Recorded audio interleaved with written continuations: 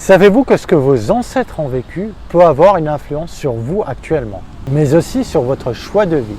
C'est ce qu'on appelle les mémoires transgénérationnelles. Vous allez découvrir que l'inconscient familial conditionne votre comportement et vos choix. Peut-être reproduisez-vous des schémas répétitifs qui ont eu lieu dans votre famille. Vous verrez que les conflits familiaux peuvent être responsables de troubles chez l'enfant. Vous verrez aussi que les enfants sont ceux qui subissent le plus le passé familial douloureux. Vous comprendrez aussi que la naissance est une étape de transmission transgénérationnelle importante. Je vous explique tout ça dans cette vidéo pour les aider à changer par eux-mêmes parce que la solution est toujours en vous. Et j'ouvre les yeux.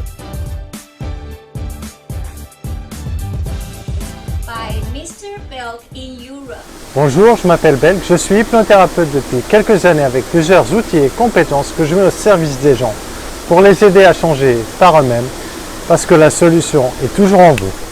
Il vous est peut-être déjà arrivé de penser « je n'y peux rien, c'est plus fort que moi » ou d'avoir l'impression de retomber dans les mêmes travers sans cesse. Cette sensation de blocage et d'impuissance peut être liée à un long passé familial qui vous a été transmis, qui influence vos choix et votre orientation de vie. Sans le savoir, vous portez en vous les souffrances, les non-dits et les secrets de votre famille qui vont conditionner votre manière d'être. Aborder la psychothérapie à travers la psychogénéalogie permet de mettre en lumière ces liens familiaux invisibles. À quel point vos aînés ont-ils une influence sur vous?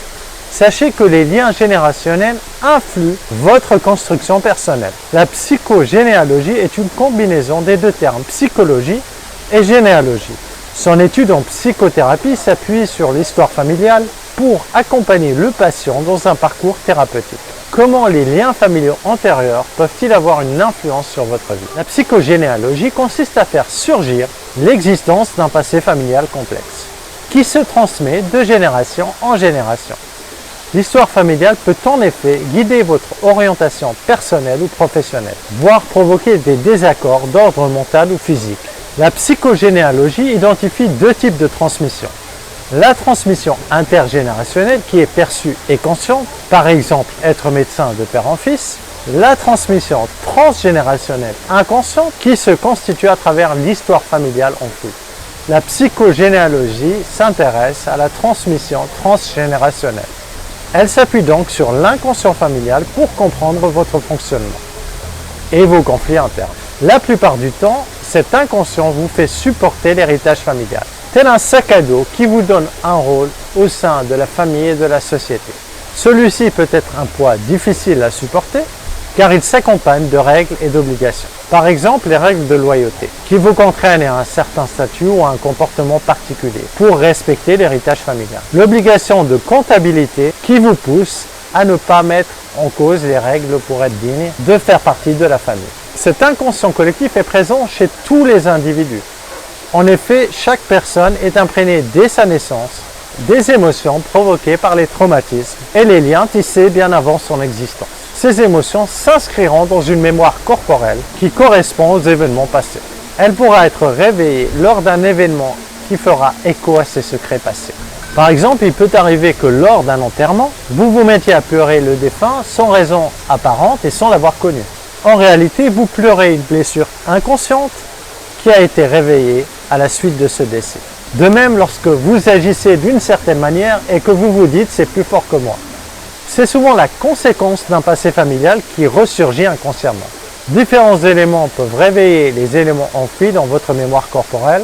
Il peut s'agir de dates dites anniversaires qui correspondent à la date d'un événement traumatique passé, d'une maladie qui s'est déjà produite chez un membre de votre famille, d'un événement traumatique subi antérieurement, tel qu'une agression ou un viol. Enfin, les effets familiaux peuvent avoir des effets destructeurs sur de nombreuses générations. S'il est tout à fait justifié d'avoir un jardin secret et de ne pas avoir envie de dévoiler toute son histoire, certains secrets peuvent provoquer des non-dits.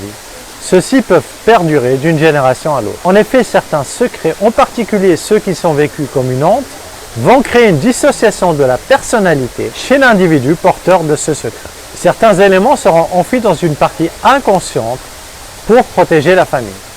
Ensuite, c'est cette partie du secret qui s'installera au sein des générations suivantes comme un non-dit inconscient et lourd à porter. Finalement, l'histoire familiale se transmet souvent de manière inconsciente aux générations futures. Les émotions vécues par vos ancêtres s'impriment alors dans votre mémoire corporelle et influencent votre rôle au sein de votre famille, mais aussi de la société. Si vous souhaitez recevoir des vidéos de ce genre, je vous invite à vous abonner à la page ou à la chaîne pour ne plus rater aucune vidéo. Merci d'avoir suivi cette vidéo. Quant à moi, je vous dis à la semaine prochaine pour la suite de cette série de vidéos.